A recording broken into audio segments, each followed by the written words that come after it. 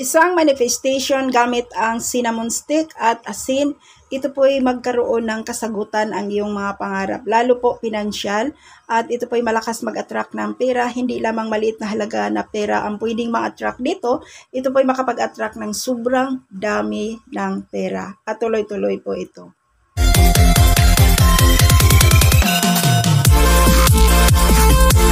Hi guys! Kumusta? Welcome again sa ating YouTube channel. Another pampaswerte tips ang ating ibahagi sa inyo ngayon. Isa ka ba sa nangangarap na magkaroon ng tuloy-tuloy na daloy ng pasok ng pera? At syempre, wala naman pong tao na ayaw ng ganon.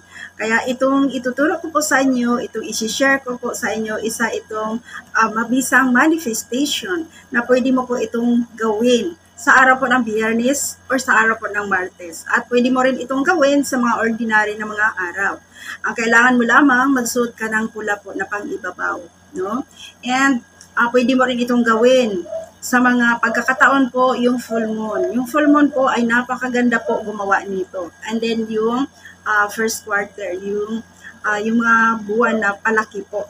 So ayun po guys, kailangan lamang natin sa paggawa po nito 100% yung paniniwala mo. At ikaw po ay naniniwala at nagtiwala po sa universe. Na kung ano man ang iyong mga manifestation na gagawin, kung ano ang iyong kahilingan na gagawin, ito po ay makamit mo at ipagkaloob sa iyo.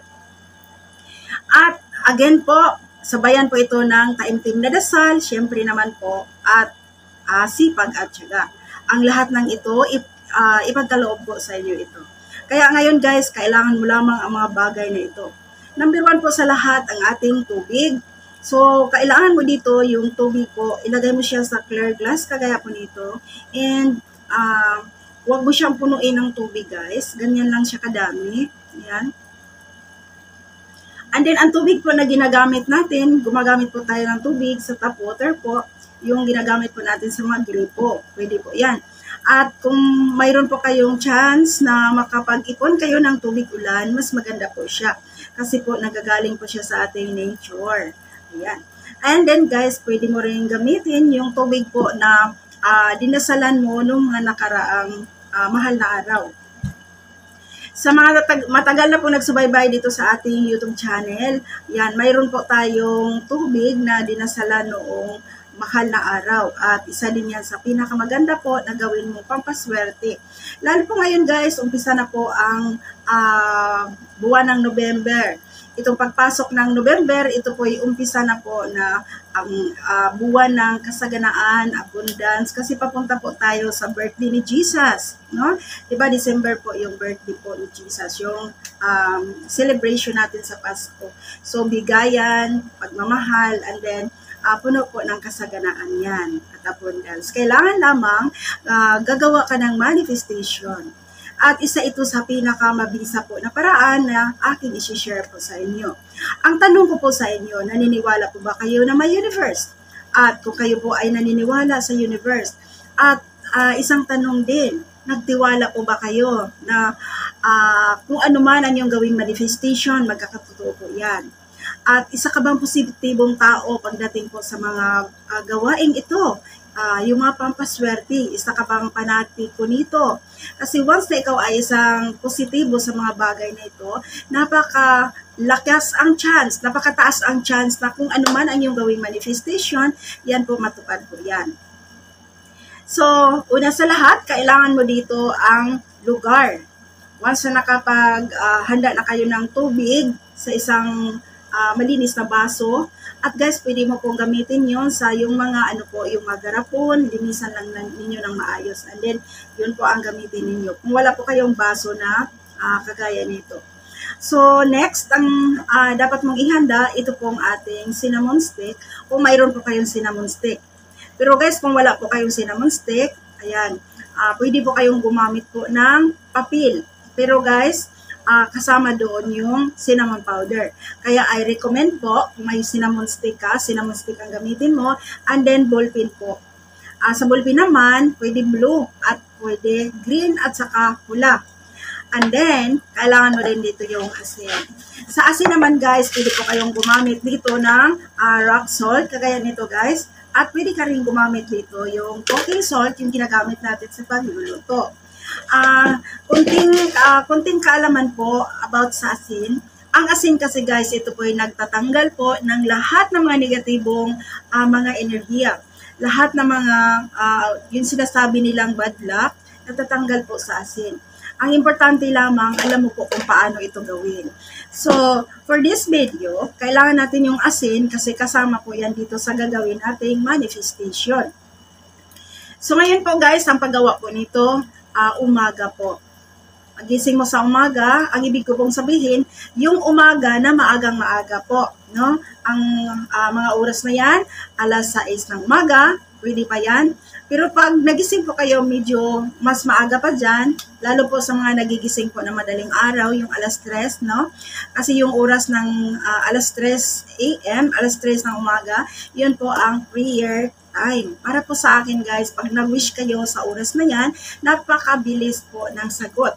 Kasi yung oras na yan talaga, napakaganda po mag-wish kasi tahimik. And then yung oras na yan ay, yun po yung oras ng ating mahal na Panginoon. Siya po yung nagdadasal sa ganong oras. No? Madaling araw po. So ngayon po guys, kailangan mong mag-focus dito. So again, walang distraction.